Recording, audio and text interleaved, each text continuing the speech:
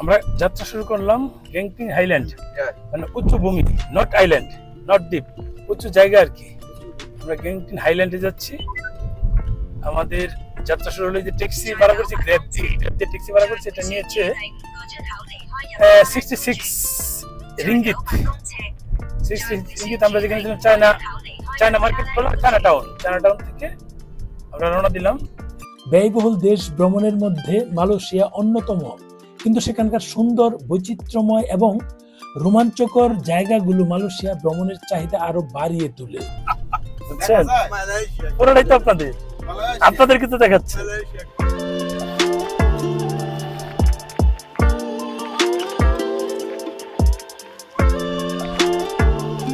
18 শতকের মালয় রাজ্য থেকে উদ্ভূত এই দেশটি ভ্রমণের প্রয়োজনীয় রসদ সংগ্রহই আজকের আলোচ্য বিষয়।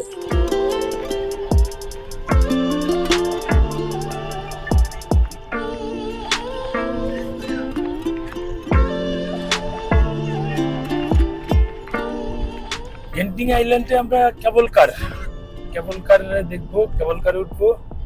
সেই সমস্ত ভিডিও কিন্তু আপনাদেরকে দেখাবো। আপনারা নিশ্চয়ই মিস করবেন না, পুরো ভিডিওটা দেখবেন।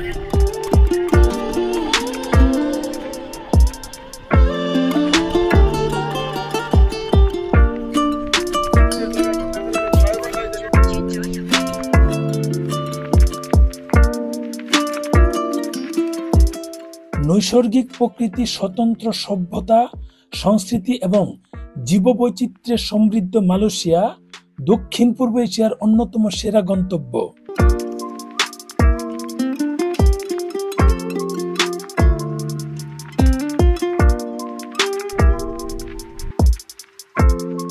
দক্ষিণ চীন সাগর বিধৌত দেশটির সীমানা বহু যত্নে আগলে রেখেছে ঘন সবুজ অরণ্য ঢাকা সুউচ্চ পর্বতমালা।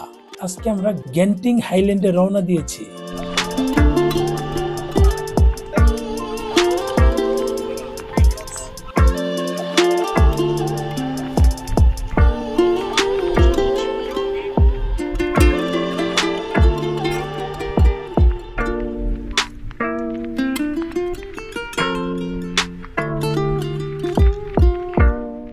আমরা দীর্ঘ 1 ঘন্টার পথ পাড়ি দিয়ে চলে এলাম গেন্টিং হাইল্যান্ডে।